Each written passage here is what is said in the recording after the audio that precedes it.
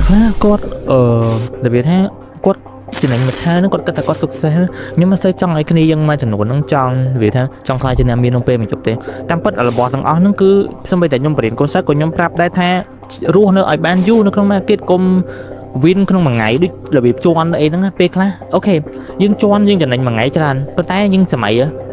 បើសិនយើងអាចឈ្នះប៉ុណ្ណឹងបានមួយថ្ងៃក៏យើងអាចខាតនឹងបានមួយថ្ងៃពេលណាបងឯងចាប់ផ្ដើម rely ឬក៏គិតថា forex ហ្នឹងវាមិនមែនជាកន្លែងមួយដែលរកលុយស្រួលណាទោះបីជាបងថ្ងៃបងខ្លាចទៅជា profitable trader មែនប៉ុន្តែបងឯង top rely ថា forex មិនជាកន្លែងសម្រាប់ដែរថា easy money ឬក៏ការម៉ាស៊ីន print លុយដូចតែគេនិយាយបើសិនជា forex ស្រួលមែនចឹងអ្នកចិត្តខាងរបស់យើងក៏ធ្វើអាហ្នឹងក៏ខ្លាចជាអ្នកមានដែរយល់អីដែលខ្ញុំនិយាយមានថាវាអត់អាចឲ្យគ្នាយើងខ្លាចជាអ្នកមានគ្រប់គ្នាទេវាពឹងផ្អែកទៅលើមនុស្សម្នាក់ហ្នឹងមានមហិច្ឆតាបែបម៉េចរកយល់ទេបើសិនជាមនុស្សម្នាក់ហ្នឹងមហិច្ឆខ្ញុំឃើញមួយទៀតអានេះខ្ញុំនិយាយស្មោះត្រង់ហ្មងហើយក៏ខ្ញុំធ្លាប់តេស្តអ្នកដែលនៅជុំវិញខ្លួនខ្ញុំដែរមានថាបើក្នុងអ្នកដែលចូលមកទីផ្សារ forex ណាបើសិនជាចង់ខ្លាចជាអ្នកមានអត់អាចថាមិនមែនថាមិនអាច guarantee ទេប៉ុន្តែដោយសារតែពួកគាត់មានផ្នត់គំនិតចង់ខ្លាចជាអ្នកមានប៉ុន្តែពួកគាត់អត់មានផ្នត់គំនិតមួយ learn គាត់ចូលមកដើម្បីតែចង់ខ្លាចចង់មានតែមួយមុខប៉ុន្តែគាត់អត់មានបំណងចង់ learn ហ្នឹងដូចនិយាយគាត់ស្ដាប់ថាគាត់ចង់ស៊ីឆ្ងាញ់តែគាត់អត់ចេះធ្វើម្ហូបណា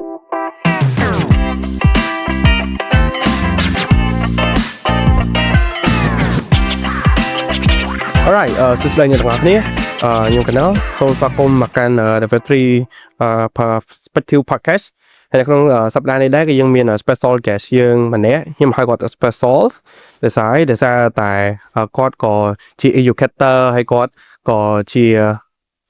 trader ផងជា educator ផង at the same time គាត់ play two role ហើយទៅលើ character របស់គាត់វិញគឺស្តៀងនឹង vision របស់យើងមែនតើអញ្ចឹងថ្ងៃនេះយើងសប្បាយចិត្តមែនតើដែលមានគាត់ចូលមកក្នុង podcast របស់យើងសូមស្វាគមន៍បង Sunny មក Level 3 Perspective Podcast អូខេសួស្តីអ្នកនរខ្ញុំឈ្មោះលោហូសានអ្នកគ្នាយើងអាចហៅខ្ញុំសាន់នីបានហើយសប្តាហ៍ខ្ញុំគឺជានិយាយចំទៅគឺជា forex អ្នកធ្វើ content សម្រាប់ trading ទូទៅហ្មងហើយយកក៏ជា trader ដែរទីទាំង trade ផងយកក៏ជា education ផងព្រោះអីដែលខ្ញុំធ្វើរាល់ថ្ងៃហ្នឹងគឺដើម្បីសម្រាប់ជួយគ្នាយើងអ្នកដែលកំពុងតែ struggle ទៅលើការ trading ឬក៏អីផ្សេងៗចឹងYeahចឹងដូចគ្នាយើងបានដឹងចឹងខ្ញុំគិតថាអ្នកនៅក្នុង crypto ឬក៏នៅក្នុងតែ social media មួយចំនួនប្រហែលជាធ្លាប់ស្គាល់បងពីមុនមកហើយព្រោះទៅលើ content បងធ្វើផ្សេងឧទាហរណ៍ថាដូចទៅនឹង let's say ក្បាច់ព្រាននៅក្នុង forex អីផ្សេង technical ក្នុងការ trade អីផ្សេងក៏ឃើញបង share នៅក្នុង social media ដែរហើយcontent បងល្អមែនតើអីដែលខ្ញុំមើលទៅនឹងល្អមែនតើខ្ញុំគិតថាមានគ្នាយើងមួយចំនួនក៏គាត់ចូលចិត្ត content បងឯងច្រើនដែរហ្នឹងហើយចឹងហើយបានវាអាចនិយាយថាវាជាកត្តាមួយជំរុញខ្ញុំអញ្ជើញបងមក podcast ហ្នឹងអញ្ចឹងណាអូខេអញ្ចឹងបងអ្នកខែណាវិញយើងលីបដោ TikTok និយាយទៅហ្នឹងឯងខ្ញុំហងៃអ្នកកំពុងឆ្នាំងនិយាយទៅខ្ញុំកើតចេញពីគ្រូសានិយាយទៅខ្សត់មែនតើនិយាយទៅបើសិនជាគេគ្រប់គ្នាគេកើតមករៀងថា 0 បើខ្ញុំពេលខ្លះគឺ minus អ្នកនេះយល់ពាក្យថា minus ហ្នឹងគឺវាដកក្រោម0តែមានថាយើងគ្រួសារយើងមានបំណុលមានអីចឹងយើង start ពី minus មានថា minus ដើម្បីយើងសងបំណុលគេអស់ព្រម 0 ហើយបានយើងពី 0 ទៅព្យាយាមទៅ hero វិញអញ្ចឹងណាអញ្ចឹងរាល់ថ្ងៃយើងកំពុងតែព្យាយាមធ្វើម៉េចឲ្យយើងអាចកែប្រែមិនថាតែជីវិតរបស់យើងទេហើយនឹងគ្រួសារឬក៏សហគមន៍ទាំងមូលសម្រាប់អ្នកមិនថាតែខ្ញុំឬក៏គ្នាយើងទាំងអស់គ្នាទេហើយទៅលើ background របស់បងអ្នក IT ទេបើបានចែកគ្នាមុននឹងធ្លាប់រៀន IT ធ្លាប់រៀនអីទេត្រូវគេនិយាយទៅ background ខ្ញុំគឺអ្នក IT ហើយនិយាយទៅជួយច្រើននិយាយទៅទាំង video ទាំង graphic design ទាំង e-sport coding ផ្សេងៗនិយាយទៅគឺច្រើនដើរក្នុង vlog វិស័យនេះគឺច្រើនមែនតើដូចខ្ញុំដែរមុនមកដល់ crypto នេះមុនហ្នឹង vlog ស្អីក៏ធ្វើដែរធ្វើ videographer ផងធ្វើ event photographer ផងអីផងធ្វើគ្រប់យ៉ាងអញ្ចឹងបើឯង detail បែបនេះមុនដែរបើឯងចូលតាក់ទងទៅនឹង forex trading ឬក៏ចូលមកក្នុង industry finance ហ្នឹងតើមុននឹងបងបានធ្វើអីខ្លះចន្លោះពេលដែលបងកំពុងតែរៀនសកលនៅពេញហ្នឹងយ៉ាចន្លោះពេលដែលខ្ញុំចាប់ដើមប្រឡងបាក់ឌុបចប់និយាយទៅមានតែម៉ូតូកញ្ចាស់មួយអាគុំមួយនិយាយទៅជិះមកវិញហើយសង្ឃថាពេលទាំងរលលួយញ៉ាំបាយក៏មានបងមានតែនិយាយទៅមានសល់ 20000 ទិញបងទាមកទុកញ៉ាំមួយអាទិត្យក៏មានដែរអានេះនិយាយត្រង់ណាចាប់ដើមពេលហ្នឹងយើងរៀនបដាថ្ងៃយើងរៀនបដាហើយយើងក៏ចាប់ដើមទៅ intern ជាមួយនឹងក្រុមហ៊ុន technology មួយហើយក៏ចាប់ដើមស្វែងយល់ពីឃើញថាបើខ្ញុំពងគិតថាបើខ្ញុំទៅធ្វើការបើខ្ញុំរៀនប្រហែលឆ្នាំទៀត ប្រហែលជាប្រាក់ខែខ្ញុំក៏វាមិនច្រើនពេកទេចុះបើសិនជាខ្ញុំអាចរកវិធីផ្សេងក្នុងការរកលុយអញ្ចឹងក៏ខ្ញុំបាន search មើល how to make money online អញ្ចឹងឃើញវិធីច្រើនខ្ញុំមាន drop shipping ខ្ញុំមានធ្វើប្រភេទ YouTube ផ្សេងហើយនឹងតាក់តងនឹង trading តោះមកទៀតចាប់ដាំឃើញ trading តើបងឆ្លាតស្អីគេ trading ហ្នឹងចាប់ដាំកកកកាយមើល trading អញ្ចឹងចាប់ដាំខ្ទង់ពី2019 2020ហ្នឹងពេលហ្នឹងខ្ញុំធ្វើការបដាខ្ញុំ research មើលបដាតែពេលដែលខ្ញុំចូលមកគឺដំបូងគេហ្នឹងគឺខ្ញុំស្គាល់ក្នុង website trading មួយប៉ុន្តែអាហ្នឹងគេហៅថាជា option trading option IQ ហ្នឹងមែនហ្នឹងហើយ IQ option ខ្ញុំចាញ់លុយច្រើនជាមួយហ្នឹង IQ option ពួកអីចេះយើងវា copy trading ធម្មតានេះយល់ទេមានន័យថាវាមានប្រភេទជា pair ដូចជា forex ដែរឧទាហរណ៍ឥឡូវ RO USD ឬក៏អីចឹងប៉ុន្តែវា guessing ណាឧទាហរណ៍យើងនឹង guessing ថាតើរយៈពេលហ្នឹងឬក៏មួយនាទីក្រោយឬក៏5នាទីក្រោយនោះផ្សាយទៅណាអញ្ចឹងយើងចាប់ផ្ដើម guessing ចាប់ផ្ដើម guessing ទៅចាប់ផ្ដើមគិតប៉ុន្តែ guessing ហ្នឹងបើយើងភ្នាល់ឧទាហរណ៍ថាបើយើងភ្នាល់$100យើងបានមកវិញតែខ្ទង់ 80% ឬក៏ 85% អញ្ចឹងចាប់ផ្ដើមគិតថាអញ្ចឹងខ្ញុំគិតថាអញ្ចឹងបើសិនជាយើង invest ប៉ុណ្ណឹងហើយបានមកវិញទៀបជាងអ្វីដែលយើង invest ខ្ញុំគិតថាវាចូលលក្ខណៈ gambling អញ្ចឹង ROI of return នឹងវាតិចជាងអ្វីដែលយើងយកទៅ invest ហ៎អញ្ចឹងមានថាវា return មកវិញគឺទៀបជាងអញ្ចឹងខ្ញុំគិតថាទោះបីជាឥឡូវថាខ្ញុំលេង10ដៃក៏ខ្ញុំមិនអាចនេះវិញបានដែរមានថាទោះបីជាឈ្នះ10ដៃចាញ់10ដៃក៏យើងនៅតែខានដែរ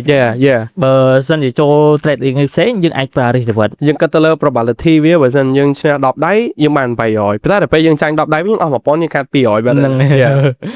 so បន្តមកទៀតក៏គិតថានឹងអត់កើតទេប៉ុន្តែពេលហ្នឹងក៏វាមិនខាតច្រើនដែរខ្ញុំធ្លាប់ flip បានដែរបណ្ណាវាមិនបានច្រើនពេលហ្នឹងខ្ញុំ flip បានដូចជាតែកាលនឹងក្មេងយើង flip បានដូចជាប្រហែល100ក្បែរពាន់ដែរអញ្ចឹងប៉ុន្តែច្រើនណាស់ចំណុចហ្នឹងមាន5 600នឹងខ្លួនច្រើនហ្នឹងហើយពួកចំនួនហ្នឹងប៉ុន្តែក៏មានលុយប៉ុណ្ណឹងតិចតួចទៅក៏ចាប់ដើមផ្អាកសិនដោយសារមានអារម្មណ៍ថាវាអត់ស្រួលហើយក៏ចាប់ដើមធ្វើការបន្តទៀតពេលហ្នឹងទៀតយើងធ្វើការ bet ខ្ញុំនៅធ្វើនៅ e-sport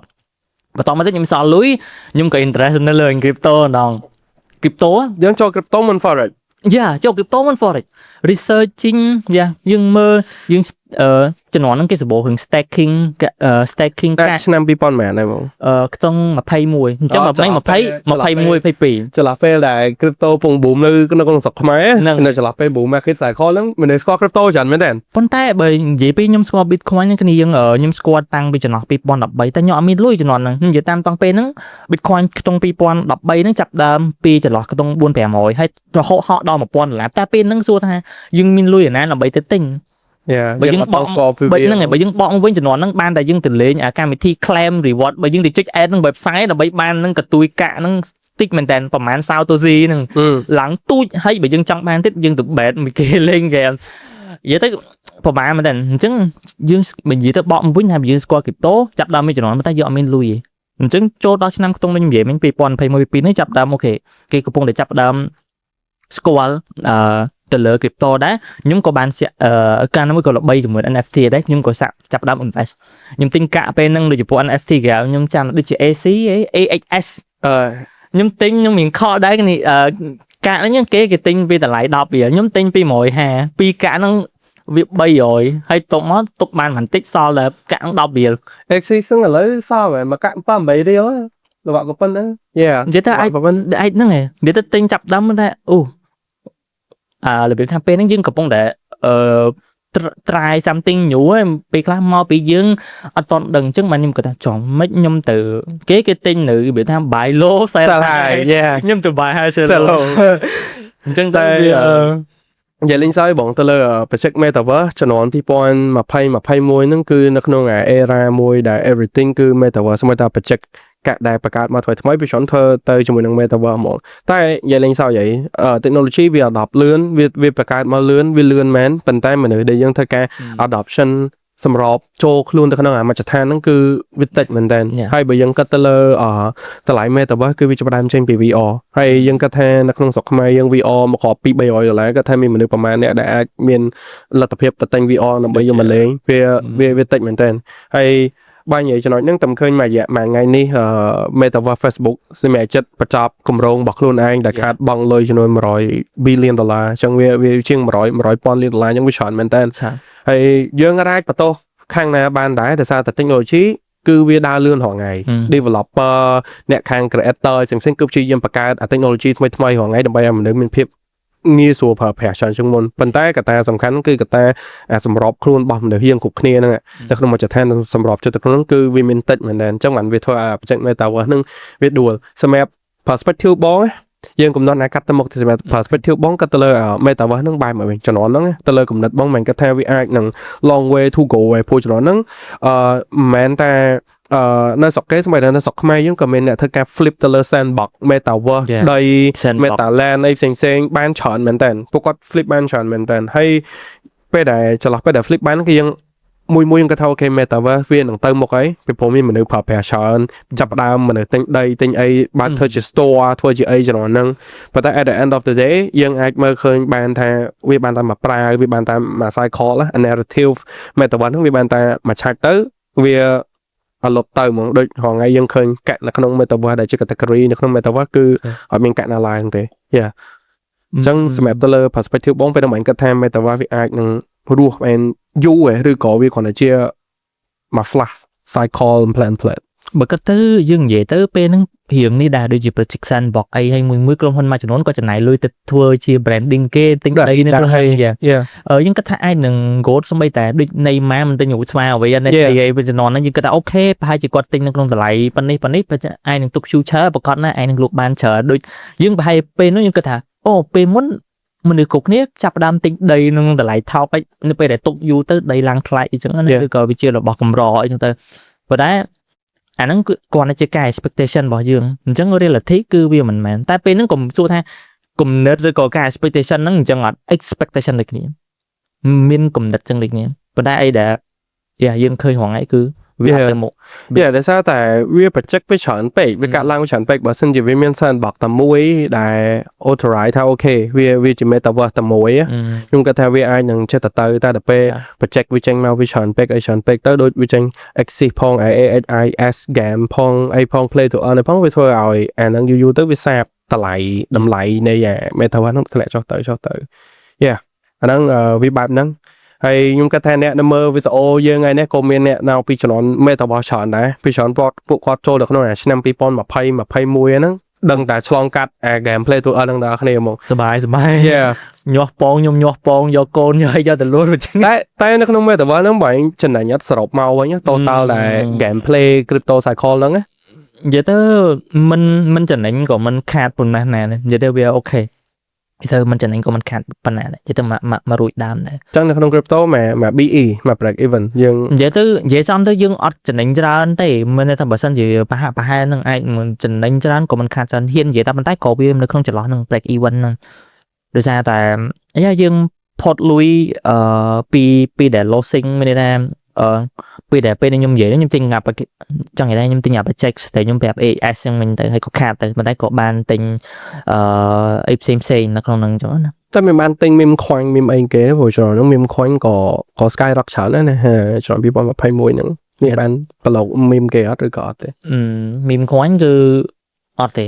ឃើញដែរទិញដែរប៉ុន្តែទិញនៅអត់ខានខ្ញុំទិញកាលហ្នឹងគេមួយទិញដល់ខ្វាញ់ខ្ញុំទិញ baby doll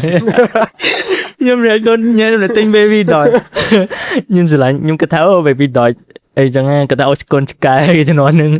តែទៅលើជំនាន់ហ្នឹងនៅពេលដែល fan ដែលបងយកទៅ inject នៅក្នុង crypto ហ្នឹងគឺបងបានមកពី intern មកពីអីទាំងអស់ទៅលុយដែលយើងធ្វើមកមែនឬក៏យើងបានលុយ support ពីអ្នកផ្ទះមកដែរនិយាយទៅគឺដូចខ្ញុំប្រាប់ចឹងខ្ញុំមកបំពេញមកតែខ្លួនមួយមានតែម៉ូតូកាចាស់មួយទេអញ្ចឹងគឺ everything គឺខ្ញុំ survive ទាំងអស់ខ្លួនឯងខ្ញុំធ្វើការជំនាន់ហ្នឹងខ្ញុំធ្វើការជា e-sport អីចឹងខ្ញុំអាចចំណូលបានខ្លះដែរវាមិនច្រើនទេប៉ុន្តែយើងអាច stay នៅក្នុងវិស័យហ្នឹងបានអញ្ចឹងដោយសារតែមកពីយើងគាត់ថាយើងចង់រកលុយហ្នឹងបើយើងមិនសមដឹងពេលណាបើខ្ញុំខ្លាចជាអ្នកមានតាគ្នាយើងចូលក្នុងវិស័យហ្នឹងប្រកាសជាមានផ្នែកកណ្ដាលមួយខ្ញុំចង់ខ្លាចជាអ្នកមានឃើញ influencer គេជិះឡានតំណើបឃើញគេមានលុយច្រើនណែមិនចង់មែនតែ lifestyle បែបហ្នឹងតែជំនាន់ហ្នឹងអត់សូវមាន booming lifestyle ដូចឥឡូវខ្លាំងទេចឹងចង់យកមកគូមានតែមួយត្រូវចូលក្នុងវិស័យហ្នឹងឬគ្រប់គ្នាប្រកាស want to make money want to make money of course អញ្ចឹងទៅក៏ដាក់ទៅក៏ចាប់ដើមឃើញនេះទៅហើយក៏ធ្លាប់ប៉ះscam Ponzi project Tron ជាមួយខ្ញុំនិយាយពីដល់ចំណុចហ្នឹងបានខ្ញុំទៅ focus លើ trading បន្តមកទៀតពេលហ្នឹងយើងល្បី project Tron របៀប Ponzi scam នេះគេថាយើងដាក់លុយថាឥឡូវយើងចំណាយទិញកាលហ្នឹងខ្ញុំចំណាយប្រហែលជា$100ជាងទេមួយថ្ងៃគេឲ្យ fee 2%ជា interest rate ដែលយើងទទួលបានការប្រាក់យើងទទួលបានអញ្ចឹងយើងរាល់ថ្ងៃយើងអាចដកអាលុយ interest ហ្នឹងបានដែរប៉ុន្តែយើងអាចដក fund ដែលយើងបាន invest ហ្នឹងទេនេះថាឥឡូវវិញនិយាយថា90ថ្ងៃយើងដកបានទៅពេលក្បែរ90ថ្ងៃវា shut down បាត់តែបើយើងបាន interest 2ថ្ងៃ2%សឹង90ថ្ងៃយើងបាន180ដែរតែខ្លួនទៅហ្នឹងគេនិយាយថា90ថ្ងៃប៉ុន្តែដោយសារពេលខ្ញុំអ្នកគ្រប់គ្នាហ្នឹងគេអាចនឹងរួចខ្លួនវិញប៉ុន្តែយើងចូលក្រោយគេវាសយចាំដល់90ថ្ងៃហ្មងតែ10ថ្ងៃជាងវាជាក្បួនpyramid scheme យើងវារៀងជាត្រីកោណណាអញ្ចឹងអាអ្នកលើចំណេញអញ្ចឹងទៅដល់ពេលដល់អាអ្នកក្រោមចូលមកក្រោយទៀតគឺចំណេញតិចទៅខ្លះខាតខ្លះអីអញ្ចឹងទៅហើយណាមួយទៀតនៅពេលដែលអញ្ចឹងទៀតយើងចាប់ដើមគិតថាអូយើងដកអាលុយ fund ហ្នឹងដើម្បីយើងទៅ invest ថែមយើងគិតថាអាហ្នឹងគឺជា long term ឯង no one ទៅ loophole មួយដើម្បីចំណេញរហូតណា generate លុយរហូតណាគឺព្រោះឡើង%អញ្ចឹងទៅពេលអញ្ចឹងដឹងការបាន90ថ្ងៃបើយើងដកមកយើងដាក់ទៀតដកមកយើងដាក់ទៀតយល់តែពេលចាប់ដើម shut down ណាចំដំបូងគាត់គិតថាគេ scam ប្រហែលជា website គេកំពុងតែ maintenance ទៅគេតែពេលចាប់ដើម scam ប៉ក់អាយ៉ាលេងតែកាលហ្នឹងយើងប្រើប្រាស់ទៅលើ wallet ទៅបងជា decentralized wallet ទៅហ្នឹងហើយពេលហ្នឹង scam ដំបូងគេ project Tron ហ្នឹង Tron ខ្ញុំមិនមែនថា project Tron ហ្នឹង scam ប៉ុន្តែអ្នក scam ហ្នឹងគេយកពិតកាក់ Tron ហ្នឹងឲ្យខ្ញុំ scam ចឹងលើថា project scam វានៅលើ Tron network អីចឹងណាហ្នឹងហើយបន្តមកទៀតដល់ពេលខ្ញុំឃើញអញ្ចឹងទៅខ្ញុំចាប់ដើមអូខេខ្ញុំចង់ try something new បន្ថែមទៀតតែពិតដំបូងខ្ញុំជាអ្នក trade ប៉ុន្តែគាត់ណាដំបូងយើងមិន trade option ព្រោះតែគិតថា option ហ្នឹងវាអត់តនេះទេអញ្ចឹងនៅពេលដែលចុងឆ្នាំដល់ចុងឆ្នាំ2022នេះខ្ញុំចាប់ដើមឃើញគេកំពុងតែ booming project ICT concept ខ្ញុំមាននិយាយថាគេហៅនិយាយថា ICT concept ដែលឥឡូវក្នុងស្រុកខ្មែរណាក៏ស្គាល់ដែរប៉ុន្តែខ្ញុំចាប់ដើមរៀននៅក្នុង2022ហ្នឹងពេល ICT ទៅបញ្ចេញ concept 2022ហ្នឹងមកខ្ញុំឃើញអ៊ីនធឺណិតគឺចាប់ដើមមិនខ្ញុំអត់និយាយស្រុកខ្មែរនៅប្រើ strategy support resistant មាន strategy ធម្មតាសិនអញ្ចឹងយុទ្ធសាស្ត្រហ្នឹងចាប់ដើមចេញមកពី Michael មកគាត់បានផុស ICT concept នៅក្នុង2022ហ្នឹងក៏ខ្ញុំចាប់ដើមរៀនហើយពីហ្នឹងទៅក៏ចាប់ដើម resistant ជាមួយនឹងអាការ trading forex ហ្នឹងទៅដោយសារយើងឆេងពីអាពេលហ្នឹងមកភ្លាមប៉ុន្តែទៅលើតាមួយដែលបរៀនទៅលើ ICT concept តា Michael ហ្នឹងតាហ្នឹងធ្លាប់ bet មួយ Bitcoin ថាបើសិនជា Bitcoin ឡើងដល់100000ទេគាត់លុប channel គាត់ចោលទៅគាត់ធ្លាប់និយាយតែគាត់មានលុបដែរនិយាយទៅខ្ញុំអ្នកប្រើ ICT ប៉ុន្តែមករយៈក្រោយក៏ខ្ញុំ respect concept គាត់ប៉ុន្តែមិនមែនថាមិនទេ concept គាត់ good ប៉ុន្តែយើងមិនមែនថាខ្ញុំហងខ្ញុំប្រើ concept គាត់ទេណាប៉ុន្តែយើងដូចថាអរគុណគាត់ដែលបរៀនទៅលើអា concept ដូចជាអីគេ LVG ឬក៏ market structure អីផ្សេងៗ liquidity អញ្ចឹងប៉ុន្តែមែនតើក៏យើងយកមកប្រើឥឡូវអ្នកប្រើដើរនៅតែដើរប៉ុន្តែដោយសារដូចថ្ងៃមុនគាត់ទៅផុសក្នុង Twitter they patch it មានន័យថាឥឡូវអីគេមានន័យថា system គេ algorithm គេ change it វាអញ្ចឹងណាអញ្ចឹងតែពេលអញ្ចឹងមួយទៅកំបិតថាចុះអ្នកឯងអ្នកកូដ algorithm ឯងមិនបានថាឥឡូវគេខែគេផ្លាស់ប្ដូរ algorithm អញ្ចឹងប៉ុន្តែសម្រាប់បងទៅលើ ICT concept នៅពេលដែលយកមក apply បើគេថាទៅលើ pattern market ហងៃយក ICT concept មក apply ត្រូវអត់ឥឡូវខ្ញុំអត់ធ្វើប្រើជាមួយនឹង ICT ទេខ្ញុំរៀង upgrade ទៅ CRT ខ្ញុំប្រើជាមួយនឹង data ពីស្ថាប័នធំរបស់ CME ខ្ញុំ share ច្រើនមួយរយៈក្រោយ Bloomberg អីហ្នឹងហ្នឹងឯងស្តៀងហ្នឹងប៉ុន្តែមួយរយៈក្រោយគ្នាយើងស្គាល់ខ្ញុំច្រើនទៅលើ CME មានន័យថា CME ហ្នឹងវាជា future យល់ពាក្យថា future បើសិនជាគ្នាយើង trading forex រាល់ថ្ងៃXAU USD មានន័យថា asset និង asset ជាមួយ pack ជាមួយនឹងលុយដុល្លារហ្នឹងហើយដុល្លារឬក៏ asset ជាមួយនឹង metal ជាមួយនឹងមាសជាមួយនឹងប្រាក់ប៉ុន្តែ GC អាហ្នឹងគឺ go future សុទ្ធអញ្ចឹងស្ថាប័នធំដូចជាអ្នកមានលុយធំគេ trade នៅក្នុងស្ថាប័ន CME ហ្នឹងអូខេគេ trade នៅក្នុងហ្នឹងហើយ lot size របស់គេគឺអត់ទូចទេគឺចាប់ពី lot ទៅអញ្ចឹងបើគេ trade go future ចង់និយាយថាដូចយើង BTC future នឹង exchange អី crypto អីគេមានពាក្យប្រើពាក្យ future ដែរហ្នឹងហើយអញ្ចឹងអ្នក trade CME data នៅក្នុង CME ហ្នឹងគឺ trade ប្រភេទជាហ្នឹងgo future ឬក៏អីចឹងទៅដែលប្រើពាក្យថា GC1 ឬក៏អីចឹងប៉ុន្តែ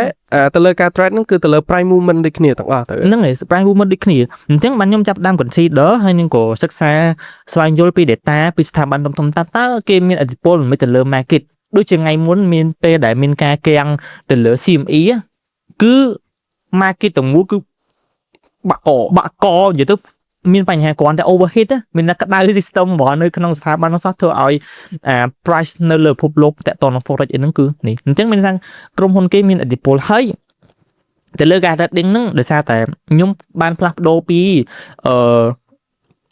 crypto មក forex ដោយសារគាត់ថាអូខេបើសិនខ្ញុំរងខ្ញុំ trade មាសអញ្ចឹងខ្ញុំអត់សូវជាពឹងផ្អែកទៅលើ fundamental ឬក៏ព័ត៌មានសារខ្ញុំគិតតែថាអូខេព័ត៌មានពីតទៅនឹងប្រទេសណាទិញលក់មាសច្រើនឬក៏ពិធី pair ជាមួយនៅសហរដ្ឋអាមេរិកឬក៏លុយដុល្លារហ្នឹងទៅខ្ញុំអាចដឹងអូខេថាតើតម្លៃមាសឬក៏ពេលណាហើយណាមួយយើងដឹងថារាល់ថ្ងៃមនុស្សរាល់ថ្ងៃកាន់អីគេ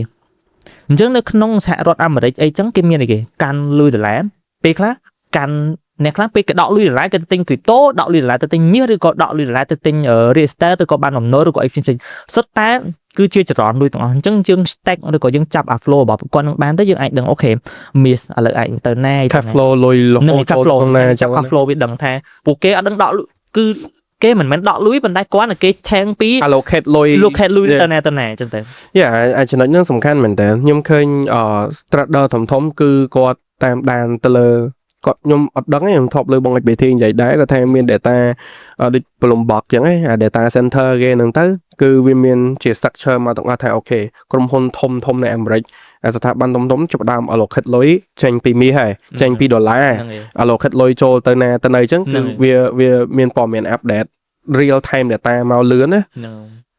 អាហ្នឹងបើយើងសរុបមកវិញthe best way ដែលយើងចូលទៅក្នុងការ trade នៅក្នុងមិនថា forex មិនថាអីគឺយើងត្រូវតាមដានទៅលើព័ត៌មានទាំងអស់ហ្នឹង right អញ្ចឹងទៅលើបាញ់គាត់ថាទៅលើ forex skill ណាដែលសំខាន់ជាងគេបំផុតនៅក្នុងការ trade ដើម្បីក្លាយទៅជា profitable trader ទីមួយទៅ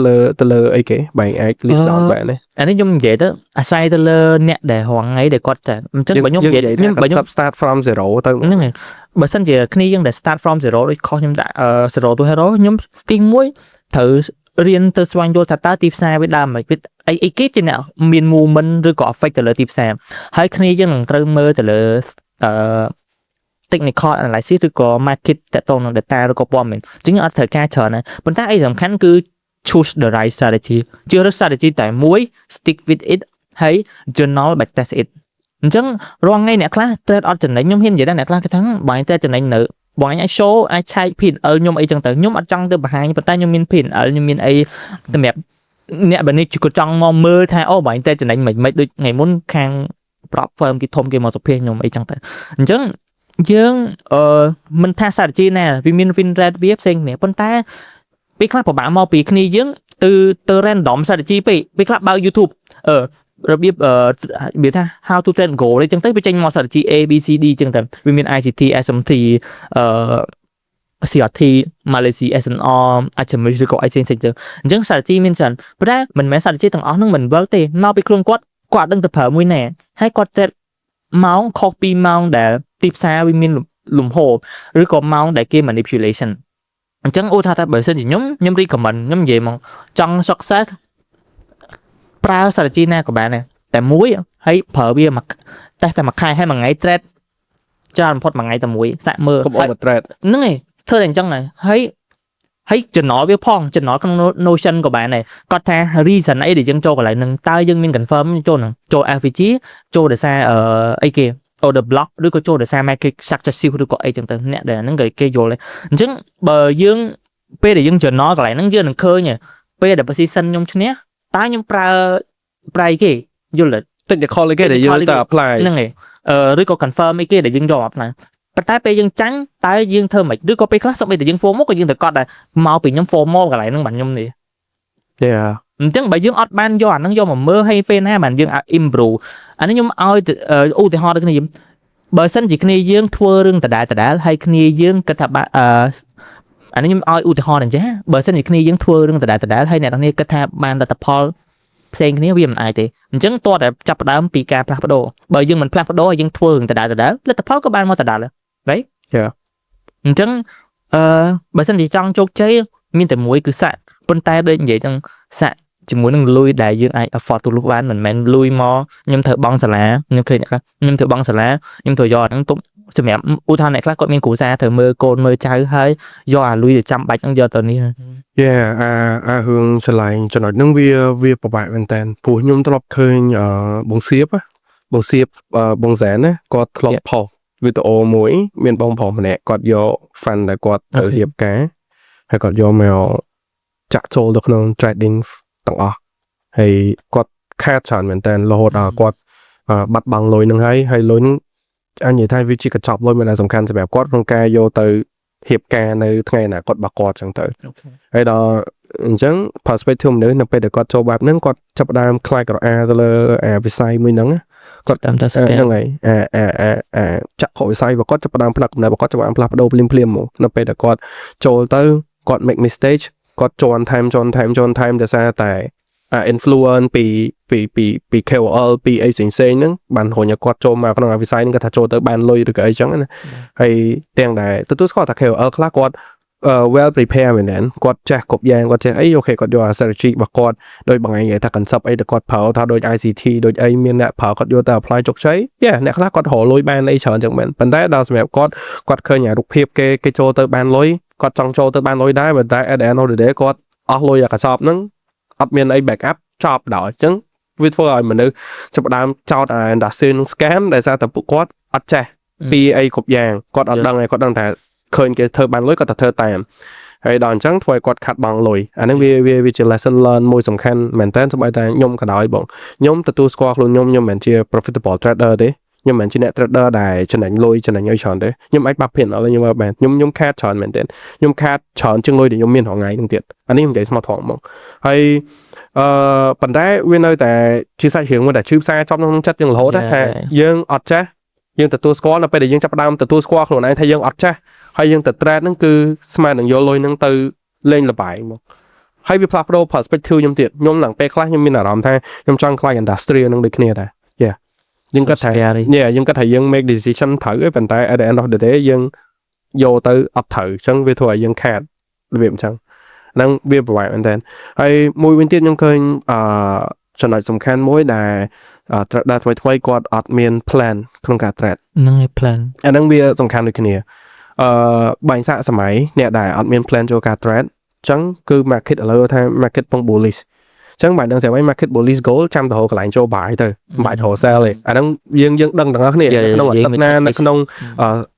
ចន្លោះពេលណាមួយ duration ណាមួយដែល market កំពុងតែ bullish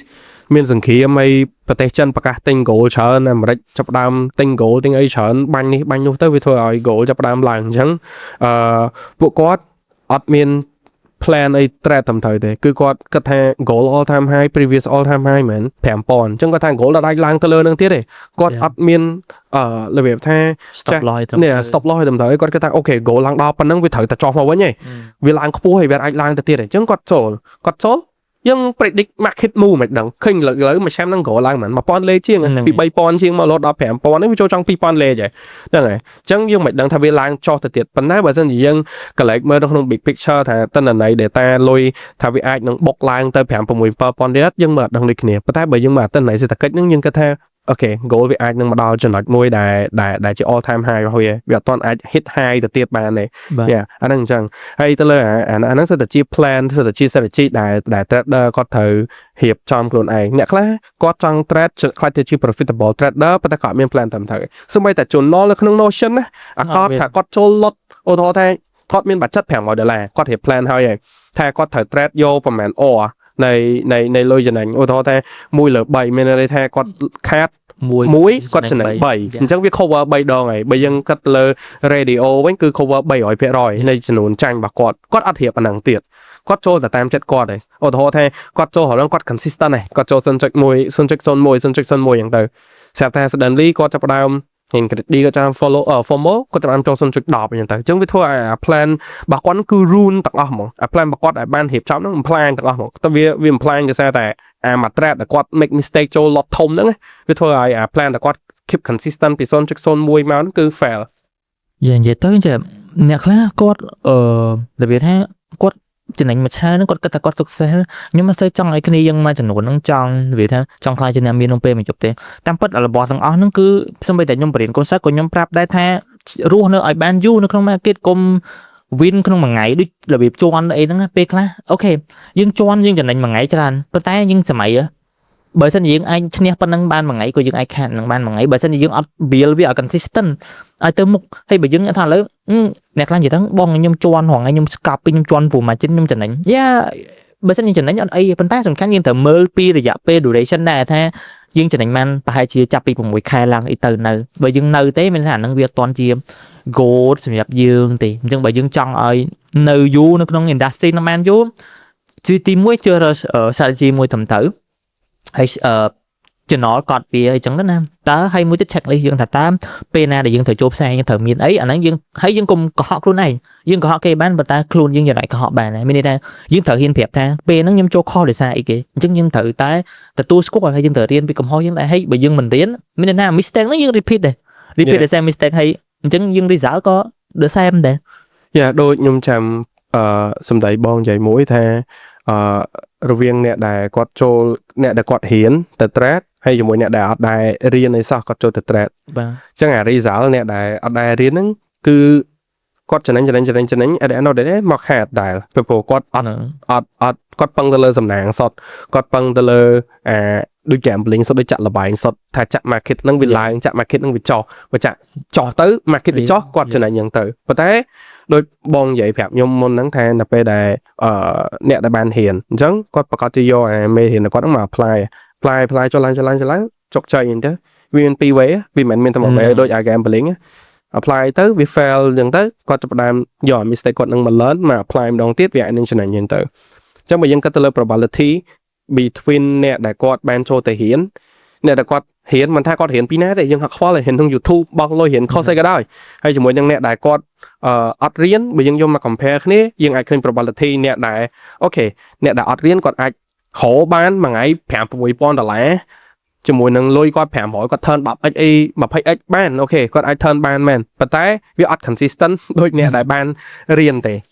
និយាយទៅដូចស្រាប់មុនចឹងមុនយើងជជែកគ្នាមួយកាណាលដែរថាបើសិនជាគ្នាយើងអត់បានរៀនលទ្ធផលគឺ gambling ឯងលបែងឯងបើយើងអត់បានរៀនអាហ្នឹងគឺលបែងបើតែបើយើងបានរៀនមិនថាយើងរៀនពីណា YouTube អីក៏ដោយប៉ុន្តែសំខាន់បានរៀនបែប mentorship គេច្បាស់បើយើងអត់បានរៀនស្មើនឹងលបែងមានមួយផ្លូវមានតែមួយគឺលបែងតែបើយើងបានរៀនអាចមានផ្លូវពីរដូចនិយាយមិញហ្នឹងទី1គឺជាលបាយដូចគ្នាប៉ុន្តែទី2គឺនឹងជា profitable អញ្ចឹងគេមានផ្លូវដូចគ្នាហើយក៏គ្មានអ្នកណាគេទៅ guarantee យើងថាអូអ្នកឯងយករៀនខុសមួយខ្ញុំអ្នកឯងនឹងក្លាយជា profitable trader មិនអាចទេមានន័យថាក្នុងជំនាញមួយត្រូវទៅបើខ្ញុំចឹងខ្ញុំមិនចំណាយលុយរៀនចំណាយពេលចំនួន4ឆ្នាំខ្ញុំរៀន IT មិនរៀនចប់ចេញពីណាចេញពីភូមិមិនអញ្ចឹងខ្ញុំក៏សារភូមិមិនដែរប៉ុន្តែខ្ញុំចុងក្រោយខ្ញុំអត់អាច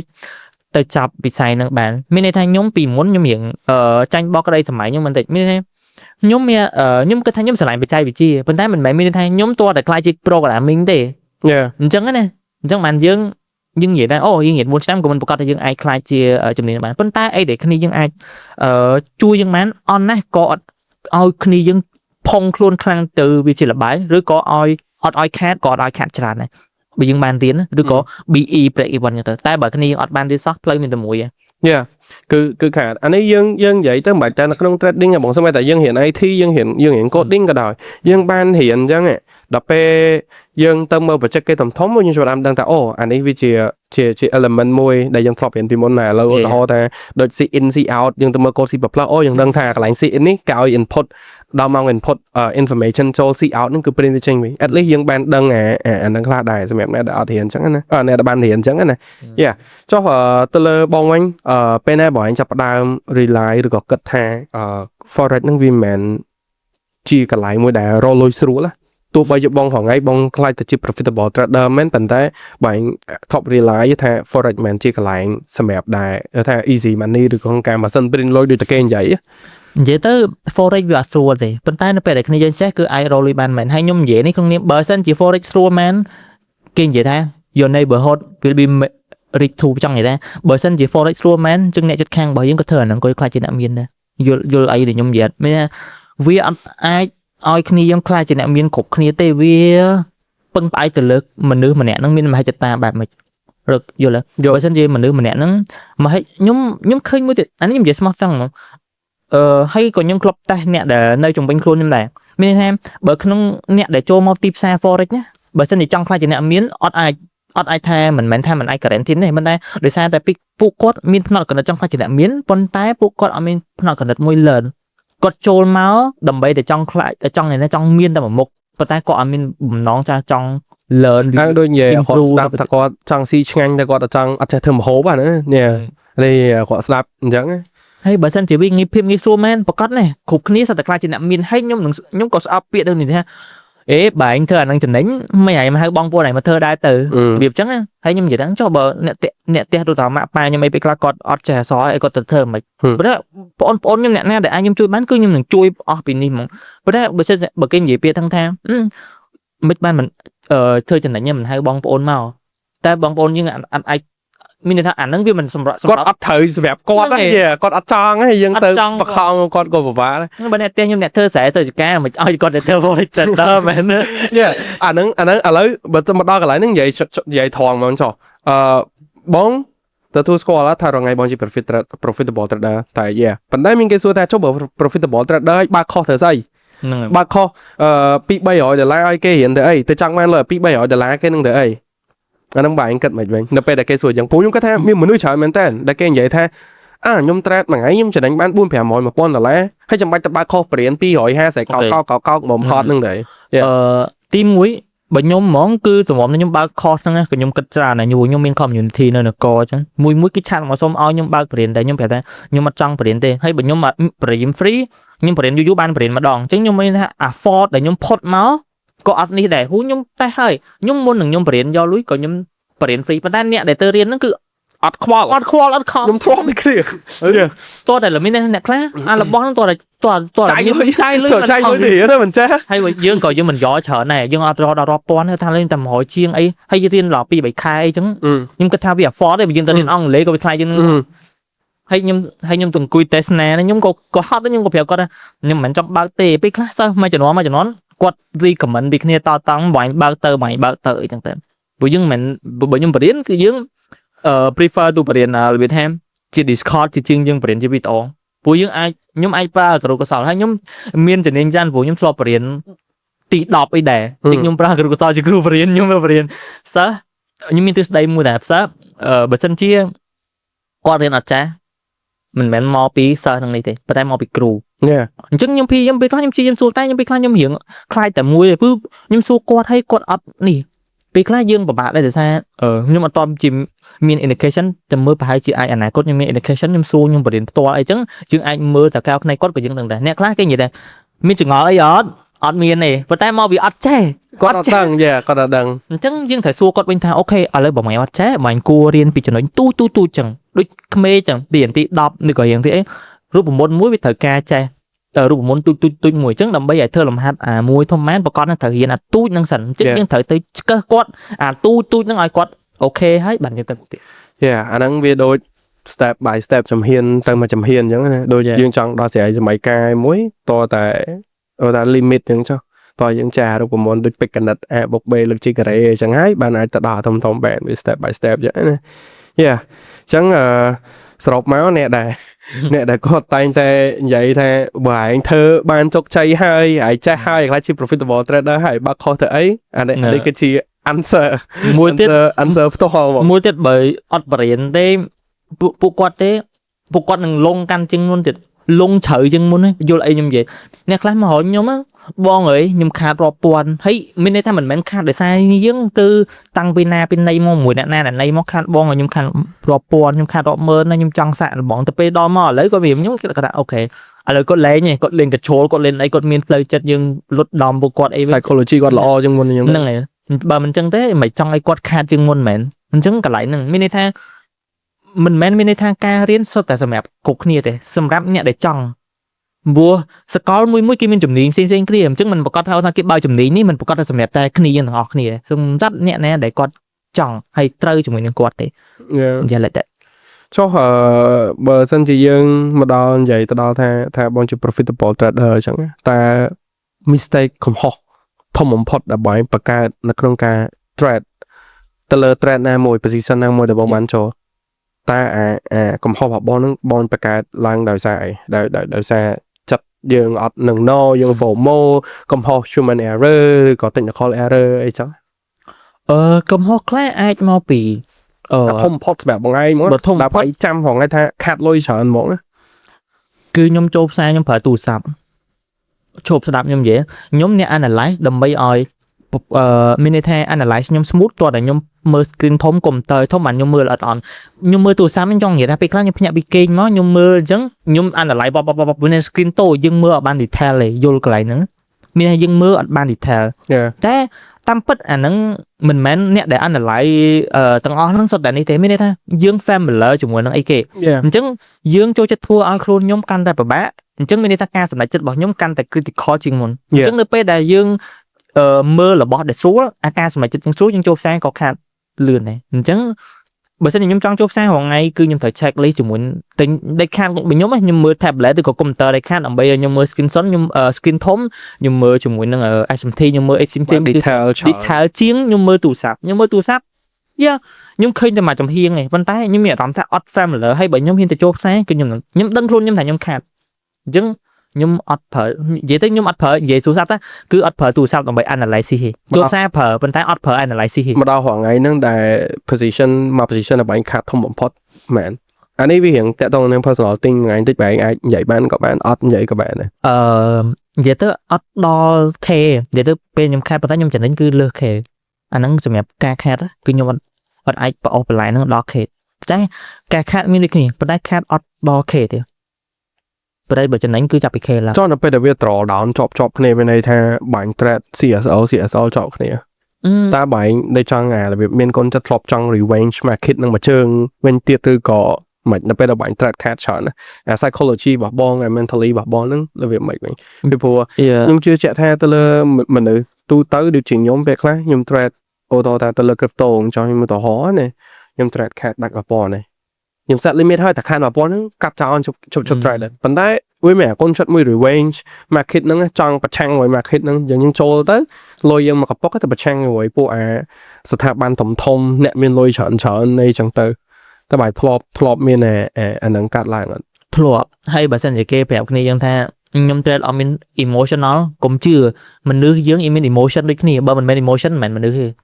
ត្រូវមាន emotion ដូចគ្នាខ្ញុំ trade អត់មាន formal កុំជឿមនុស្សមាន emotion មានផ្លូវចិត្តមានការស្រឡាញ់មានការស្អប់មានគុំគួនអញ្ចឹងទៅប៉ុន្តែអញ្ចឹងបានខ្ញុំនិយាយថាម៉េចពីមុនខ្ញុំនិយាយថាមួយថ្ងៃ trade 1 position បានហើយអញ្ចឹងមានថាខុសចាញ់ក៏ខ្ញុំឈប់ដែរខ្ញុំបាត់ screen ក៏អីពីមុនអាពេលខ្ញុំ formal ហ្នឹងពេលខ្លះក៏ខ្ញុំដេញតាមដែរដោយសារយើងអត់អាច control អាហ្នឹងបានមានន័យថាពេលហ្នឹងគឺយើងអត់តបានរៀនពី mistake យើងអញ្ចឹងដល់ពេលឥឡូវពេលខ្ញុំការខៃខ្លួនខ្ញុំអញ្ចឹងបើសិនជារងថ្ងៃអញ្ចឹងខ្ញុំមកតែមួយថ្ងៃតែមួយ position ទេអញ្ចឹងឈ្នះក៏ខ្ញុំឈប់ចាញ់ក៏ខ្ញុំឈប់ឈ្នះក៏ខ្ញុំឈប់ចាញ់ក៏ខ្ញុំឈប់ហើយគ្នាយ៉ាងខ្លះក៏ពិបាកនឹងធ្វើតាមខ្ញុំបន្តិចដែរកន្លែងមួយ trade one trade a day ហើយនៅពេលដែលមួយទៀតនៅពេលដែលខ្ញុំឈ្នះច្រើនគ្រប់គ្នាខ្ញុំធ្លាប់ឈ្នះច្រើន100 200 win rate ហើយឬក៏ឈ្នះ5ដៃជាប់គ្នាឬក៏5ថ្ងៃក៏ខ្ញុំសម្រាប់ដែរខ្ញុំសម្រាប់ពីអាទិត្យខ្ញុំចាញ់5ថ្ងៃឧទាហរណ៍ថា5ថ្ងៃជាប់គ្នាក៏ខ្ញុំសម្រាប់ដែរខ្ញុំឧទាហរណ៍ប៉ុន្តែដាច់ជាប់គ្នាក៏យើងសម្រាប់ដែរហ្នឹងហើយប៉ុន្តែអត់ដល់ទេអស់ច្រើនទេត្រឹម3ខ្ញុំចាប់ដើមសម្រាប់អីអញ្ចឹងបើថា3ជាប់គ្នាអាហ្នឹងខ្ញុំសម្រាប់ប៉ុន្តែបើយើងលេង receiver 1 2អាហ្នឹងយើងអាច recover វិញបានមកដល់រងថ្ងៃនេះសម្រាប់បងគិតទៅលើថា risk management ជាមួយនឹង strategy ឬ technical analysis ហ្នឹងនៅក្នុង forex trading បានគាត់ថាវាសំខាន់មិនវិញទៅលើអាពីរហ្នឹង between risk management ជាមួយនឹង strategy របស់យើងសម្រាប់ពីហ្នឹងអ្នកខ្លះគេនិយាយថាមិនចាំបាច់មាន strategy ល្អប្រើ risk management ក៏អូខេដែរប៉ុន្តែខ្ញុំហ៊ាននិយាយថាពីហ្នឹងអត់អាចខ្វះគ្នាបានត្រូវការទាំង risk management ក៏ត្រូវការទាំង strategy ល្អព្រោះអីដូចខ្ញុំនិយាយចឹងបើខ្ញុំគឺមនុស្សនៅ 1 to 2 risk reverse 1 លើ 2 1 លើ 2 អញ្ចឹងខ្ញុំអត់សូវខាច់ច្រើនទេឧទាហរណ៍ថាបើសិនខ្ញុំចាញ់6ដៃខ្ញុំឈ្នះតែ4ដៃក៏ខ្ញុំ profit ដែរវាចំណេញ2ដោយសារតែមានន័យថានៅពេលដែលគេនិយាយថា1លើ 2R ឬក៏1លើ 2ហ្នឹងមានន័យថាបើសិនជាគាត់ចូលទៅក្នុងផ្សារបើគាត់ខាត100ខ្ញុំចំណេញ200បើសិនជាគាត់ចាញ់គាត់ចាញ់តែ100បើសិនជាចំណេញគាត់បាន200អញ្ចឹងវាអាច cover lose របស់គាត់នឹងបានតែកុំប្រើទ្រឹស្ដីសាំងកុកសុនឈៀនយកមកដាក់ក្នុង trade ចប់ណាទ្រឹស្ដីសាំងកុកសុនឈៀនបាយដឹងគេនិយាយតែមិនគេនិយាយថា ចាញ់ប្រហែលដងក៏សំខាន់អាឈ្នះមួយចុងក្រោយហ្នឹងចុះបើចាញ់ពេលអើយមកលេងធំអស់ពី$3,000ដល់ពេលអាចុងក្រោយឈ្នះបាន20រៀលមកហ្នឹងបើក្បាច់ហ្នឹងបានតែក្បាច់ Martingale យល់ទេ Martingale កណ្ដាលវិជាបោកលត់ឡើងលោហ្នឹងហើយបើចាញ់មួយគុណឡើង2ឡើង4 4ឡើងដាច់យកសេះតាមហ្នឹងហើយប៉ុន្តែមានតែគុណអញ្ចឹងប៉ុន្តែចុងក្រោយអាហ្នឹងវាច្រើនកាលមុនខ្ញុំយក apply វាមួយនឹងoption មួយមានតែធ្វើអញ្ចឹងទេចុងក្រោយគឺអត់ទេវាអត់ effective វាអត់ដំណើរការមួយចំនួនមុនរត់បានច្រើនទេមិនដូចឥឡូវយើងក៏តែយើងទៅចែកគ្នាបានច្រើនគួរសមទៅលើអាហ្នឹងប៉ុន្តែយើងអត់បានទៅចែកគ្នាទៅលើ psychology នៅក្នុងការ trade ខ្ញុំក៏តែមនុស្សម្នាក់ដល់ពេលដែលយើងយករឿង psychology មកនិយាយគាត់អាចនិយាយបានគាត់អាចនិយាយភាពជឿចាប់របស់គាត់នឹងចេញមកក្រៅបានអ្នកស្ដាប់គាត់ស្ដាប់បានគ្នាដឹងថាអូខេរឿងជឿចាប់ដែលចាញ់ច្រើនអីច្រើនហ្នឹងគាត់ស្ដាប់បានប៉ុន្តែគាត់អាអ្នកដែលឆ្លងកាត់ផ្ទាល់មិនដឹងថាប្រប៉ាព្រោះខ្ញុំខ្លួនឯងក៏ខ្ញុំគាត់មានដែរគាត់ថាមានអីដាច់3-4ពាន់ប៉ុន្តែគាត់អត់ដឹងថា3-4ពាន់ហ្នឹងវាជា pocket money យើងចង់ក្រោយតែពេលដែលយើងដាច់អាហ្នឹងហើយយើងសុបាយយើងរស់នៅក្នុងចន្លោះពេលហ្នឹងប្រវត្តិមែនទេតែបើធ្លាប់មានអារម្មណ៍ psychology របស់បងនៅពេលដែលបង draw down ច្រើនពេកឡើងដោយសារសន្និដ្ឋាន capital បង$10អញ្ចឹងឧទាហរណ៍ថា100%អញ្ចឹងធ្លាក់មកសល់ត្រឹមតែ10% 20%ដល់ពេលដែល draw down ចប់គ្នាអញ្ចឹងបាញ់ trend psychology មួយថ្ងៃមិនដែរដូចខ្ញុំនិយាយថាដើរទៅបើវាមានតែយើងសម្រាប់ហើយយើងទៅreflect ទៅលើអីដែលយើងបានកំហុសមកវិញមានតែ learn a mistake បើយើងអាចទៅមើលពីកំហុសនឹងបានទេអានឹងយើងអាចកែប្រែបើសិនជាមួយទៀតបើគាត់អត់បាន journal ទៀតមានតែគាត់ formal ទៀតអានឹងពិបាកបណ្ដោយមានតែយើងអត់ដឹងថាយើងទៅចូលតាមកំហុសយើងខាតកំហុសយើងនៅត្រង់ណាយើងរត់ដឹងហ្នឹងយើងរត់ដឹងអញ្ចឹងយើងអាចនឹង repeat ទៀតថ្ងៃក្រោយយើងអាចនឹងនេះប៉ុន្តែនៅពេលដែលខ្ញុំនេះមកគឺពេលខ្លះធ្លាប់ដូចនិយាយអញ្ចឹងយើងពេលខ្លះយើងដូចគ្នាយើងនិយាយយើងមិនលួយមិនស្រួលរកទេអញ្ចឹងអ្នកដែលចង់នៅវិស័យនេះហ៊ាននិយាយថាមិនមែនគាត់មកភ្លាមខ្ញុំឃើញក្មេងឥឡូវមកភ្លាមខ្ញុំចង់ធ្វើជា full time ហ្មងទាំងការងារឬក៏ចំណេះដឹងអត់ដឹងមកពីណាសួរថាមានលុយទប់អត់មិនប្រកាសថាយើងមកផុត all in ហ្នឹងសិតតែដើរទេអញ្ចឹង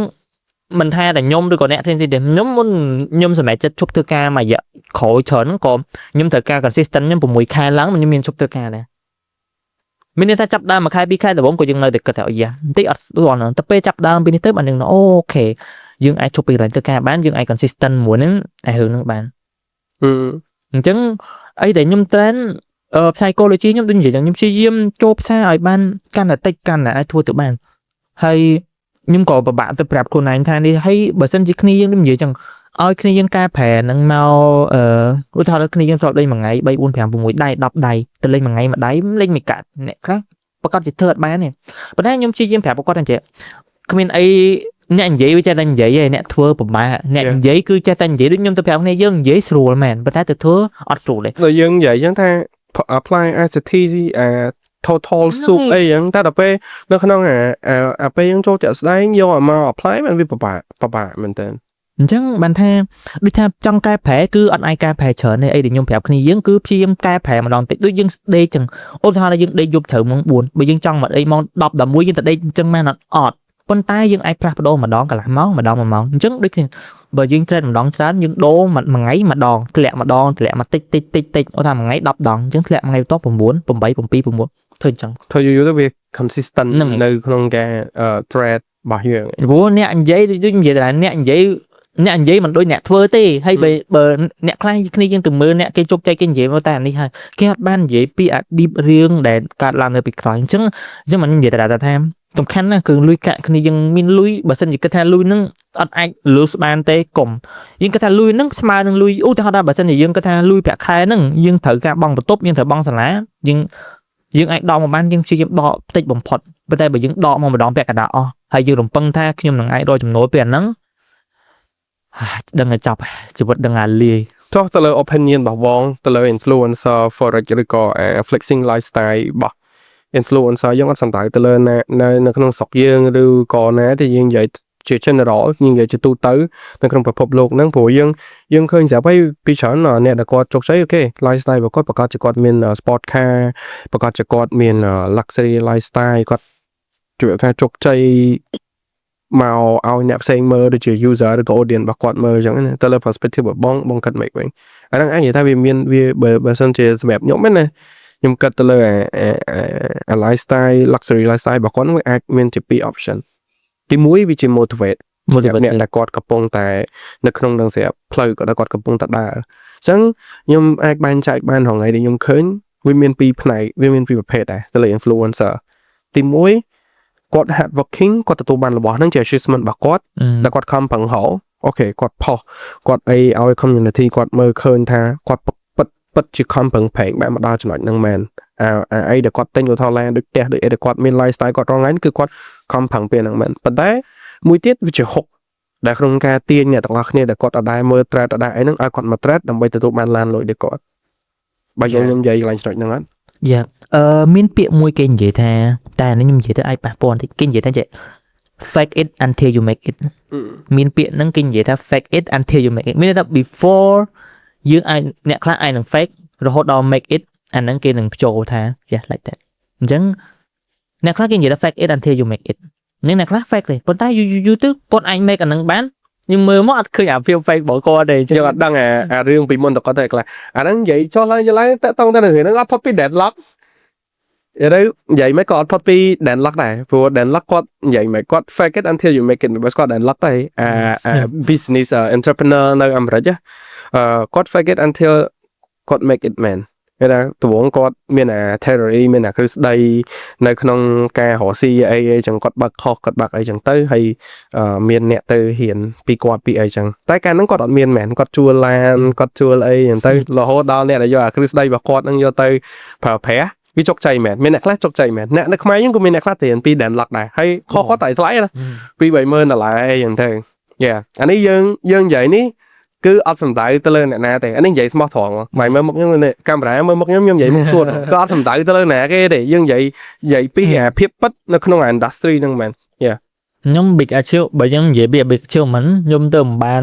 ទៅមិនសល់លុយសល់អីទិញឡានទិញអីចឹងណាប៉ុន្តែខ្ញុំក៏អត់បានទៅផលដើម្បីផលថា come join my course and get a car no តែមិនរបស់ខ្លះយើងគ្រាន់តែទិញមកដើម្បីតែ motivation ខ្លួនឯងដើម្បី work hard ចឹងអ្នកដែលស្គាល់ខ្ញុំដឹងអូខេគិតមើលពេលខ្លះពីក្មេងក្រខ្សត់មួយជិះតែម៉ូតូអាកុបឥឡូវយើងមានលុយទិញឡានទិញអីជិះខ្លួនឯងយើងអត់មានបងលួសទេដោយលុយសុទ្ធឥឡូវសួរថាតែយើង proud សម្រាប់ខ្លួនយើងអ្នកផ្ទះយើងក៏ proud សម្រាប់ខ្លួនយើងដែរអញ្ចឹងយើងអានឹងជា achievement សម្រាប់ខ្លួនយើងដើម្បីយើងបន្តដំណើរទៅទៀតតែយើងអាចនិយាយបានថាអូខេអ្នកឯងត្រូវតែ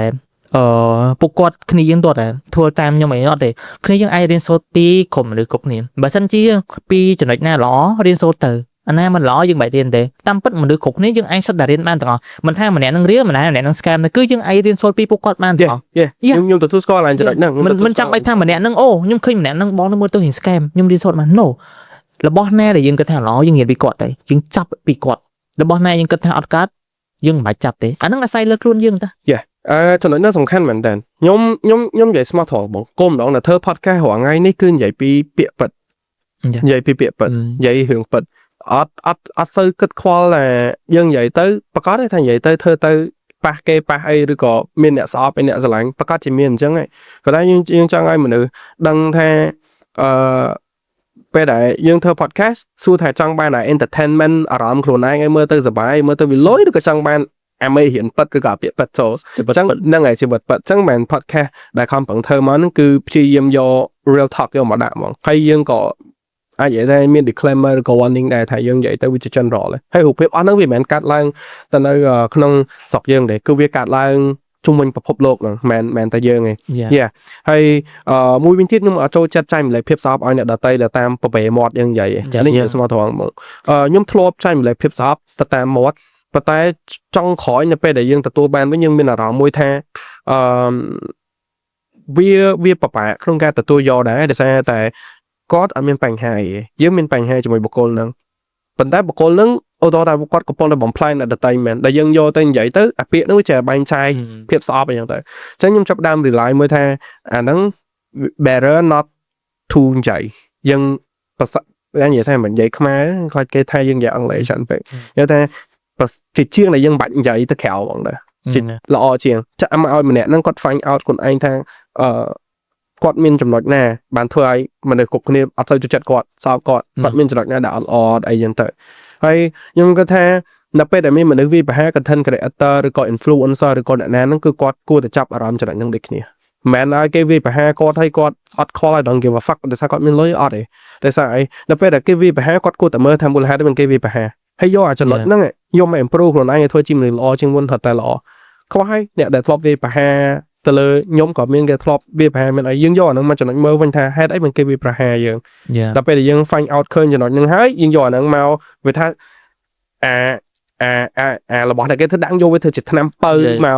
មក improve ខ្លួនឯងវិញអាហ្នឹងវាជារឿងមួយដែលល្អដូចគ្នានិយាយទៅអ្នកណាក៏ដែលថាมันមាន mistake ឬក៏កំហុសសម្រាប់ខ្ញុំក៏ពេលខ្លះក៏ធ្លាប់មានកំហុសដែរប៉ុន្តែយើងទទួលស្គាល់ហ្មងយើងដឹងយើងចិត្តថាអូខេតែយើងបានធ្វើរឿងហ្នឹងគឺពិតជាខុសមែនអញ្ចឹងយើងទទួលថាអូខេខ្ញុំពិតជាខុសមែនអញ្ចឹងចាប់ពីហ្នឹងមកយើងមិនទៅធ្វើកំហុសហ្នឹងទៀតទេអញ្ចឹងខ្ញុំនិយាយថាមនុស្សគ្រប់គ្នាសិតតែយើងអាចសិតតែរៀនសូត្របានពីមនុស្សនៅក្នុងវិស័យហ្នឹងទាំងអស់អញ្ចឹងដូចខ្ញុំនិយាយថាមិនបាច់ទៅខ្វល់ហើយក៏មិនបាច់ទៅ comment អីដែរណាយើងមើលមកយើងដឹងភ្នែកយើងរងថ្ងៃថាអ្នកណារៀលមិនរៀលយើងអាចមើលដឹងប៉ុន្តែយើងមិនបាច់ទៅនេះទៅគាត់អាហ្នឹងជាការងារឬក៏អីរបស់គាត់ពេលខ្លះបើគាត់ត្រូវចិញ្ចឹមកាពះកូនចៅគាត់ដែរអញ្ចឹងយើងមិនបាច់ទៅប៉ះពាល់អ្នកណាគេសំខាន់យើងខ្លួនយើងបើយើងគិតថាយើងមនុស្សល្អគឺមិនទៅប៉ះពាល់អ្នកណាទេហើយសំបីតែអញនិយាយថាអូខេយើងនិយាយថាគាត់ scam តែអង្គមើលវិញគាត់ scam មាន audience មានអីហ្នឹងប៉ុន្តែមុនតែគាត់ scam មាន audience ហ្នឹងមានន័យថាគាត់មានចំណុចល្អខ្លះដែរបានមាន audience ឥឡូវបើថាចេញមកខ្ញុំធ្វើអាក្រក់ហ្មងមានអ្នក control ប្រកាសជាអត់ដែរមានណាគេមើលបើដល់ខ្ញុំហែកខួរខ្ញុំជេរគេខ្ញុំដាក់ថាបាញ់ខ្ញុំ100ឡាមកស្អែកខ្ញុំឲ្យលុយយើងធ្វើមកតែអញ្ចឹងមានពីណាគេទៅមកតាមយើងមានពីណាគេមកមើលយើងអញ្ចឹងមានន័យថាតាំង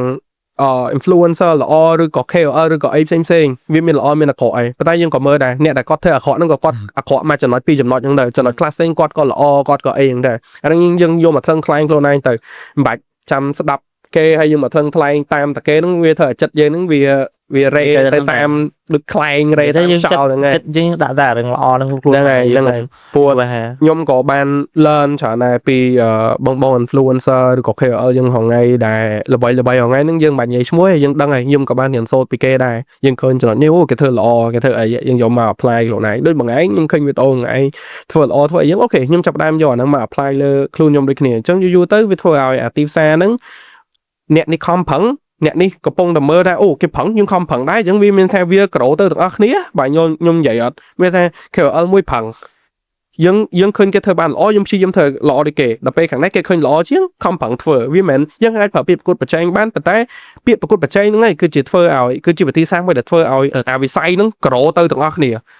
ប៉ុន្តែវាក្រូទៅទាំងអស់គ្នាប៉ុន្តែខ្ញុំសុំមួយប៉ុន្តែបើសិនជាមួយខ្ញុំហងនេះមានអ្នកកំពុងតែព្យាយាមទាញច្រើនបងឬក៏ផ្សេងទៀតខ្ញុំមិនថាខ្ញុំមានអ្នកច្រើនដែលព្យាយាមរុញវិស័យហ្នឹងឲ្យគេមើលមកវាមិនមែនជាការ scam ប៉ុន្តែខ្ញុំក៏ពេលខ្លះក៏ជួបដែរអ្នកផ្សេងទៀតព្យាយាមទាញអាហ្នឹងតម្លាក់មកវិញអញ្ចឹងអាហ្នឹងអាស្រ័យទៅលើគ្នាជាងដែរអញ្ចឹងណាខ្ញុំក៏នៅសង្ឃឹមថាបើសិនជាធ្វើម៉េចយើងជួយគ្នាអភិរក្សទៅល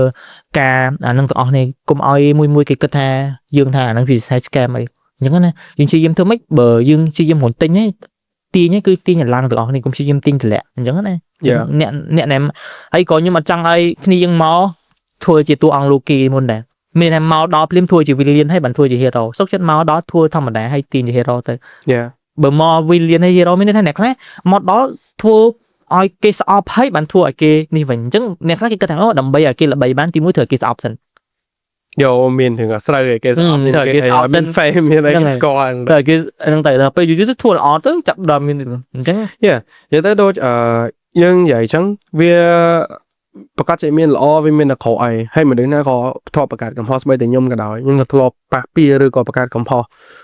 ផ្សេងនៅក្នុងសាធារណៈដែរប៉ុន្តែ at the end of the day យើង realize mistake យើងទៅយើងក៏ទៅចែកគ្នាសម្រួលមុខខកអានគ្នាយ៉ាងទៅអញ្ចឹងវាអត់មានបញ្ហាអីទេហើយវាហត់តែយើងមើលមិនឃើញអនាគតយើងគង់តែមានថ្ងៃណាមួយយើងពឹងពាក់គ្នាទៅវិញទៅមកហើយindustry នេះទូចមែនតើក្នុងវិស័យនេះទូចមែនតើយើងទៅណាមិនរួចក៏យើងឈិញឆាំងប៉ះមុខគ្នាដែរអញ្ចឹងយើង better ចាប់ដៃគ្នាកគ្នាក្រោទៅទាំងអស់គ្នាតែមិនបាច់ចាំឆ្លោះគ្នាទេសូម្បីតែខ្ញុំក៏ធ្លាប់មានចំនួនហើយវាមុនណាតែយើងចាប់ដៃគ្នាគេកគ្នាធ្វើសងទីហើយ KSK ខ្មែរឆ្លៃខ្មែរថ្ងៃយើងមិនបាច់ឆ្លោះគ្នាទេអញ្ចឹងតួអង្គទៅដូចថាពីមុនដូចលោកនិយាយមានលោកគេពីមកឥឡូវ villain ឥឡូវturn the hero តែបែបល្អមនុស្សគេស្រឡាញ់គេចូលចិត្តគ្រប់គ្នាធ្លាប់មើលលោកគីគាត់ដឹងហើយអ្នកខ្លះគាត់ដែរមើលយើងប្រវត្តិដូចគ្នាអូខេយើងទៅជែកគ្នាខ្ញុំមានអារម្មណ៍ថាលឿនមែនតើបង វាលឿនមែនតើនៅពេលដែលយើងទៅចែកគ្នាហើយpodcast យើងវាបានចូលបាយជា1ម៉ោងជាងហើយហើយវាមានរឿងច្រើនទៀតដែលត្រូវចែកម្លែកខ្ញុំគិតថាយើងអាចនឹងមានអេពីសូតក្រោយៗមួយគ្នាទៀតហើយយើងនឹងយក specific topic មួយយើងយកមកដាក់មកនិយាយមកដោយសារតែថ្ងៃនេះគឺយើងវាយអួរទៅជា general topic យើងទៅចែកពីអាចសួរ audience មើលគាត់ត្រូវការចាំយើងសួរគាត់យើងថ្ងៃនេះយើងវាយអួរទៅទាំង general ទាំង experience បងទាំងបទពិសោធន៍បងក្នុងការ trade ទាំងរឿងឈឺចាប់ទាំងភាពប្រវែកភាពសប្បាយយើងយកមកដាក់ចូលគ្នាអស់ហើយអញ្ចឹងបើសិនជាយើងមានឱកាសក្រោយយើងនឹងជជែកគ្នាយក topic specific មួយមកនិយាយដូចបងខាង forex ខ្ញុំខាង crypto អញ្ចឹងប្រកាសជាមានរឿងយកមកដាក់ធ្វើជា debate ឬក៏ debate មាន topic ឬក៏ជជែកគ្នាច្រើនមែនតើទៅលើ specific មួយអញ្ចឹងទៅអញ្ចឹងមុននឹងយើងឈានចូលមកដល់ at the end of the video របស់យើងចុងក្រោយហ្នឹងបើសិនជាថ្ងៃនេះទៅលើ beginner ឬក៏មានមនុស្សដែលគាត់ចង់ចាប់ផ្ដើមចូលទៅក្នុង forex តើបងមានជា advice ឲ្យគាត់ជា tip ឬក៏ជាមានរឿងអីដែលគាត់គួរតែជៀសវាងចាក់ចេញពីកំហុសអស់ហ្នឹងឬក៏រឿងអស់ហ្នឹងកុំឲ្យគាត់បង្កើតកំហុសក្នុងការត្រាត់របស់គាត់សម្រាប់អ្នកដែលថ្មីថ្ងៃហ្នឹងសម្រាប់អ្នកដែលថ្មីហើយគាត់ចង់ចាប់ផ្ដើមនៅក្នុងនេះអ្នកខ្លះគាត់ឆានមកសួរទៅលើ advice សម្រាប់អ្នកដែលថ្មីដែលគាត់ចង់ចាប់ផ្ដើមនៅក្នុងនេះទី1គឺខ្ញុំព្យាយាមឲ្យគ្នារៀនពីអ្នកណាក៏បានរៀនពី YouTube រៀនពីអីសំខាន់ឲ្យរៀនត្រឹមត្រូវហើយស្វែងយល់ថាតើអាហ្នឹងគឺ flow ឬក៏ market ឬក៏អីហ្នឹងវាមកពីណាហើយសំខាន់ជាងគេនិយាយដែរកត់តែក៏ចំណល់គុំគិតថាអាហ្នឹងវាអត់អីទេណាយើងនិយាយណាយើងកុំគិតថាអាហ្នឹងវាអត់អីតែពិតរបស់ហ្នឹងគឺជាបើយើងនិយាយក្នុងសភៅគេហៅថា atomic habit ជាមានន័យថា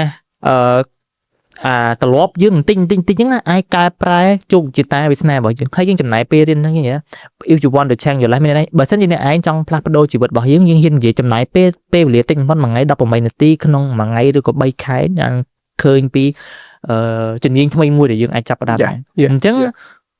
រៀនហើយក៏ត្រូវកែកត់ត្រាមានអ្នកកត់ត្រាទៅលើស្អីក៏បានដែរតែសំខាន់ឲ្យដឹងថាតើអីដែលយើងរៀនហ្នឹងវាបើកអត់អីអត់ចឹងទៅហើយបើសិនជាចង់សាក់លបងជាមួយនឹងលុយគួរណាតែបើនិយាយពី forex បើចង់សាក់លបងជីងមួយអាចប្រើ demo ប៉ុន្តែខ្ញុំហ៊ាននិយាយថាអានេះពីខ្ញុំអត់សូវរីកមិនលេង demo អនណាគ្នាយើងមានលុយ10រៀលលេង account sen ហើយជន់0.01ទៅហ្នឹងឯងលេង 0.01 មិនជន់ទេលេងតែមកប្រសិទ្ធ0.01ហើយ10រៀលដូរបានឧទាហរណ៍ដូរបាន$1000 sen អញ្ចឹងលេងតែ account sen ទៅវិញទៅមក emotional យើងក៏វាខុសគ្នាពី account demo ដែរអញ្ចឹងយើងនឹងអាច back test ពីអាហ្នឹងបានហើយយើងសំខាន់គឺយើងកុំកុហកខ្លួនឯងហើយជឿរើ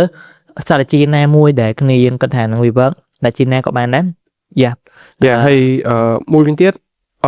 bachelor experience បងដែលយើងបានទៅចែកគ្នាមួយថ្ងៃនេះគឺយើងរួមកដោមិនមែនតែទៅលើវិស័យ trading ទេគឺយើងនិយាយពីជននីរបស់បងដែលចាប់ផ្ដើមចេញពីពងឆ្នាំងពីអត់មានអីសោះក្មេងពងឆ្នាំប៉ាំងរហូតដល់យើងបានមកដល់ចំណុចនេះយើងមានរឿងរ៉ាវច្រើនមែនតើហើយនៅក្នុងអេពីសូតនេះដូចយើងបានទៅចែកគ្នាបងក៏ធ្លាប់ទៅជា photographer ធ្លាប់ទៅជាអ្នកចាប់ខាង edit ខាង design ខាងអីអញ្ចឹងគាត់សាក់លបងទៅលើអា skill ហ្នឹងអស់ហើយគាត់អញនិយាយថាយើង find out យូរតែនឹងមានអត់ត្រូវបើយើងក៏គាត់ flex មកគាត់ធ្វើការផ្លាស់ប្ដូរមកខាង